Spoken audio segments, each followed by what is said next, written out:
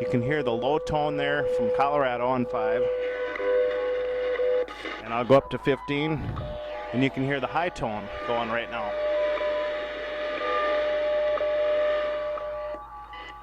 And on 10 megahertz, you hear a combination of both tones because I'm hearing both stations. At the time, 6 hours, 35 minutes, coordinated universal time. And they are so exact on frequency that they don't heterodyne each other. You don't hear heterodynes like you would think on with 2 AM signals clashing.